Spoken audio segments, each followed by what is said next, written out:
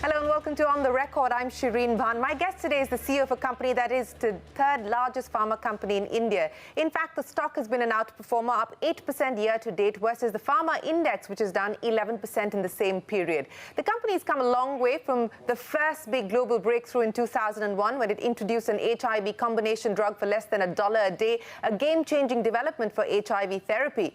And today, Cipla hopes to transform itself into a global healthcare organization with a sharp focus on strengthening its presence in the US market in the complex generics, peptides and respiratory segments. Well, to talk about the pipeline and Cipla's plans ahead, joining me now is Umang Vohra, the Global Managing Director and CEO. Umang, always a pleasure. Many thanks for joining me here on the record. Let me start by asking you about the growth aspiration, Umang.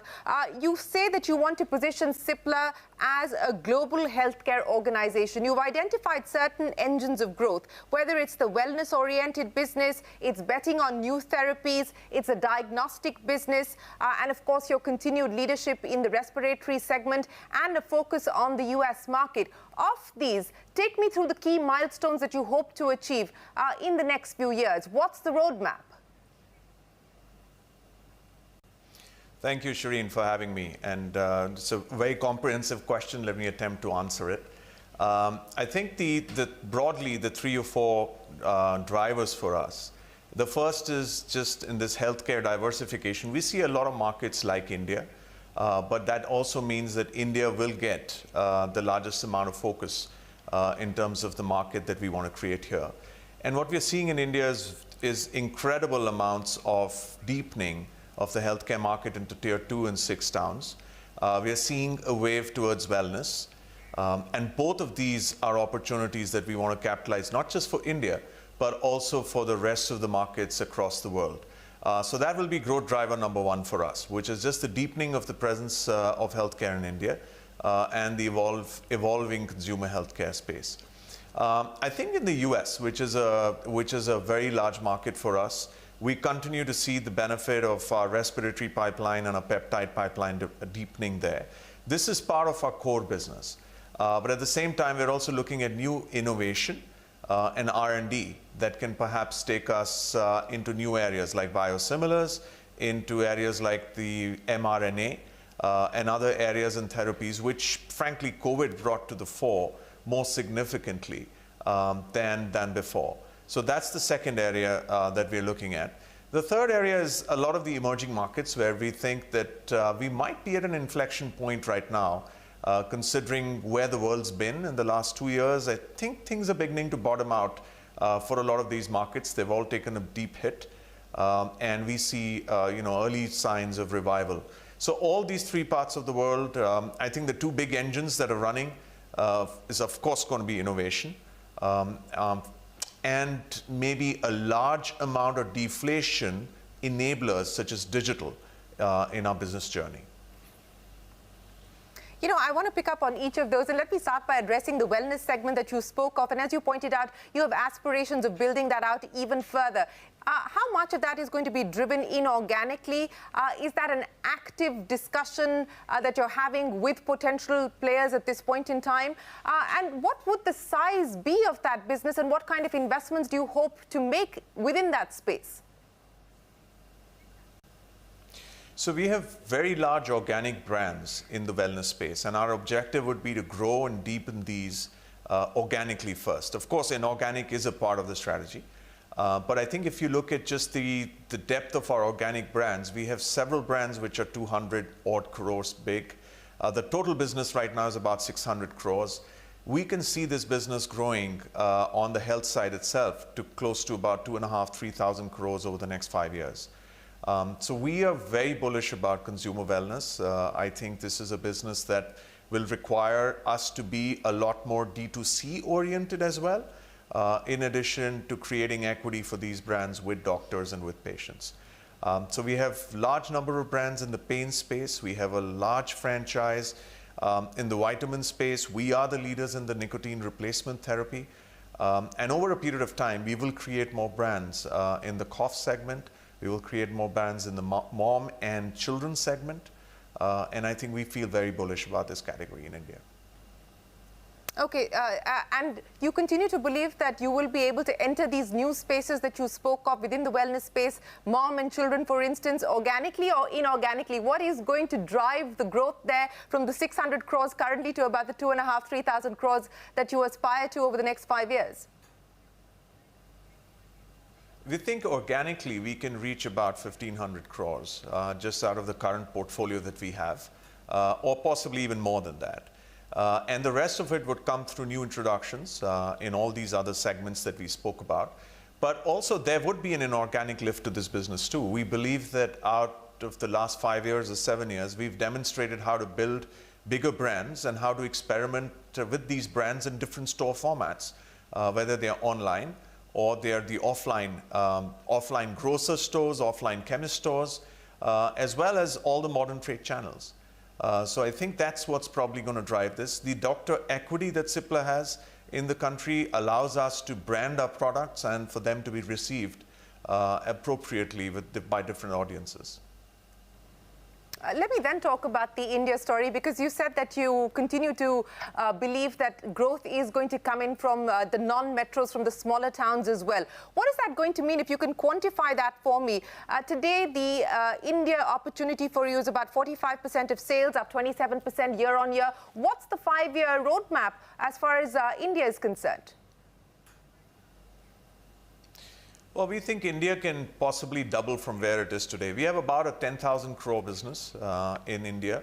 We believe that that business has the potential to double in 5 years. And I think obviously it'll be augmented with an organic play, but also organic consumption, if I was to say that. But, you know, let's look at the demographic factors for India. We have so a couple of things have been enabled in the Indian context. The first is just the birth of insurance through Ayushman Bharat and several other schemes. And this creates affordability for a lot of procedures that used to sit outside of several families. So I think from a government side, this has been a very big boost. The second is just the deepening of hospitals. If you were to travel in the interiors of India about 5 or 7 years back, and you were to do the same trip today, you'd suddenly see a lot of hospitals, lots of clinics, lots of chemist stores coming up in these cities. And I think that's, you know, people don't need to travel necessarily to metros or tier 1 towns now to get treatment. They can hope to get it in the tier 2 towns and the tier 3 towns. So we see these as huge enablers of growth in this part of the country. So I think it's going to, for us, India is likely to be a market that doubles hopefully in 5 years, aided inorganically as well. And that's the opportunity for us. So we're 45% of the sale. We're hoping to keep the same percentage constant going forward as India begins to leap as much as some of the other markets that we are focused on. What do you see as the big challenges and the big risks? You know, you talked about the growth opportunities in India, but let me ask you the reverse question as the big risks and the challenges. Of course, price control and the changes in the regulatory environment, whether it is with fixed dose combinations or other issues. What do you see as the big risks with respect to the India business? I think the big risk with the India business is largely going to be the organization of trade. And of course, at any point in time, policies by the government which create a shift in the marketplace. So we can talk about both. I think the organization of trade in terms of what share of the business will be occupied by the big chains is definitely a big risk. Today, we think it's about 10%. We'd like to believe this could become 20 or 25% of the overall business in the next 5 years, leaving a fairly substantial portion of the business still with the current mom and pop chemist stores. But that's one big risk because it has a pricing connotation to it and a margin connotation to it. I think the other big risk that I see is obviously any policy from the government which could create upheavals for the industry and or make it difficult for certain sections of operations. So I think those would be the two things that we'd be watchful for. Umang, I now want to focus on the US business because part of the plans to drive growth is going to be your renewed focus on the US market. Take me through what the target is, what the pipeline for launches looks like, what you hope to add by way of size over the next few years. Our US business is about 500 million, and we are hoping that that business also could benefit significantly out of launches that are coming. We think that the launches of products that we've been public about in the asthma and the COPD space are significant opportunities for us and for our size in the US. We also look at the peptide trajectory of products that we've been able to partner, develop on our own, which is also very significant. Each of these products could be very, very meaningful, almost to the extent of 10-15% and upwards of our current base. So as we see a range of products which are there, I think this business could significantly increase from the current levels to the levels that we think in 5 years. We think even this business has the potential of doubling in size in the next 5 years or so. Mm-hmm. But how challenging is the pricing environment? You know, your peers that I was speaking to said that, look, pricing pressure is the reality that you have to live with. You cannot ignore it. And it's only expected to perhaps worsen, given the administration's sort of very determined focus on ensuring that prices come down, which may not necessarily impact Indian pharma as much. But what's the pricing environment looking like at this point in time, and how much of a risk is that potentially going to be? So the pricing environment in the US historically, if you were to go rewind back about 15 years, has always been the 0 to 5, 0 to 10% type of price erosion that happens every year. The market deflates. And I think what happens is the only way to offset that is through new product launches. I think it works for us a little differently than the others, Shireen, and the reason for that is that our business is a relatively lesser size. So if the business becomes a larger size, your innovation engine has to work that much harder to be able to get the same benefit in your top line to avoid what you're deflating through pricing. So I think we don't have the same problem over the next 3 to 4 years. We, of course, have to erode pricing every year because of the nature of the market, but we don't have that significant a challenge over the next 3 to 4 years. But if you're asking me 4 years and beyond, would our challenges be roughly the same as what the rest of the industry faces? Probably yes. And that's when the innovation engine will continue to have to fire at a different level, a different speed. And maybe there would be more types of products like biosimilars that would enter our portfolio at that point in time. You know, since we're talking about the innovation cycle that you intend to focus on, and you just spoke about biosimilars, what about things like the potential tie-up with Moderna as far as the COVID vaccine was concerned? Take me through what the new bets are likely to be as you look at future-proofing Cipla. I think we did have the discussions with Moderna, and unfortunately those can't go forward because of various factors that were involved at that point in time. But we're in active discussions, with several companies that have mRNA-based technologies, and the objective is not to get a vaccine for COVID or a vaccine for a specific product, but rather being able to bring that technology and research with it and then manufacture with it out of India. So that is what we're focused on. That's one area that we're looking at. The other area is areas of CAR T, which are now becoming the preferred treatment for cancer and several other indications. And the objective is that we look at the presence of these technologies and the presence of the products that come from these technologies within India. We'd like to imagine our role as a role of an innovator. And I think that is the promise that we would like to make to India, and what we're trying to get to as a positioning for Cipla within the India market and some of the other emerging markets of the world. Well, we'll take a break here on the record. We're back with Umang Vohra, the Managing Director and Global CEO of Cipla, right after this.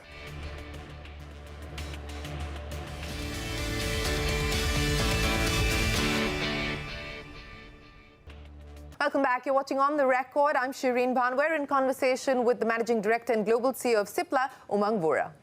Given the focus that you just spoke of, especially as far as innovation is concerned, you said that you're speaking with the players to potentially bring mRNA technology to India. You're looking at the CAR T opportunity as well. Any timelines by when you believe that this could start to have a meaningful impact as far as financials are concerned? And what kind of fresh investments are we expected to make in terms of betting on these new segments? So we're looking at roughly 3 to 5 years as a minimum to have from concept to product. So we're looking at 3 to 5 years if we start today to when we could have a first product in India. And of course, for the regulated markets, it's going to be significantly beyond that. But our focus right now is all India for some of these products. And the type of investments would be, our assumptions say that it could be somewhere in the $50 to $100 million range in terms of non-capex investments. And if you were to add capex, maybe another $50, $70 million more. So completely within range of how we would look at our business and the investment cycle. It's not significantly beyond that. Okay, so about 50 to 100 million non-capex, that's the kind of broad investment range that you're looking at. You brought up emerging markets as another engine of growth that you will focus on. What could the contribution be in terms of revenue over the next 3 to 5 years? What is it that you're working with in terms of the target? So we've deep markets in South Africa. We've got good presence in some of the other markets of the emerging side of the world, but we're primarily looking at Brazil, we're looking at China, we're looking at South Africa. Within these set of markets, Australia, we call it an emerging market for us, but Australia is, hopefully will be a $100 million market for us pretty soon. We're looking at Brazil. China is a market that we believe the respiratory opportunity is fairly significant. I don't think we're going to do the China market as a market where we'd sell by ourselves, but through a partner. But we've identified these deep markets which hopefully have more stabler economies and less volatility. So it's going back in a sense to the entire classification of the same Brazil, South Africa, China. Deeper markets, larger number of people. Those are the markets that we are after. So I think the contribution from the emerging markets would stay. We're roughly about 30%, about 25% of our mix. That's probably going to stay at the same level of mix as we go forward. I think if it might dial down a bit because of the significant growth that we probably will see out of India and the US, but it's a very important third leg for us in our business strategy. Since you're talking about building on a culture of innovation, which is going to be key to driving your business strategy, I also want to understand from you what changes you're making to ensure that the organization moves in that direction. Culturally, the changes that you're making to ensure that the business strategy is aligned with what's happening on the back end. It's a great question. It's a great question, and we've been doing a lot of thinking about this. I think one of the first things we realized is that our own culture and value statement has to have innovation as a central value. We have that, but what we don't have is we don't have what that innovation links back to. So what we've tried to look around, and we've come up with a terminology called pioneering, which is really about how we could take something that comes from Cipla beyond into the industry. And we said we have to pioneer a lot of these things, whether it's about bringing technologies into India and coming out with products, or even otherwise. So that's the first thing that we've done. We've started speaking about innovation internally significantly. We've also started talking about how we could continue to be pioneers for the industry, for the people going forward. So that's the first cultural change. The second is, we're trying to look at, we spend a lot more into innovation. We're beginning to have a relook at how we center around innovation. So for example, we're okay now to have decentralized teams sitting in the US, sitting in Europe, where we believe a significant innovation quotient exists, right? It's very difficult to build innovation ecosystems in a new place. So for example, for a lot of innovators who are based out of San Francisco, a lot of innovators who are based in Europe, it's very difficult to attract them to come and work in India. So what we're trying to do is to create a structure where they primarily exist in their countries, but and we perhaps open a few decentralized centers for innovation around the places that they live, and try and merge that back with our mother organization within India.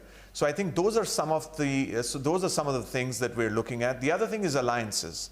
I think a lot of innovation happens outside a single lab. It happened outside this lab for a large number of pharmaceutical companies in the world as well, and it's the same for us. So the right alliances, the right structures, the right people in decentralized locations, culturally espousing certain values, all of that's coming together.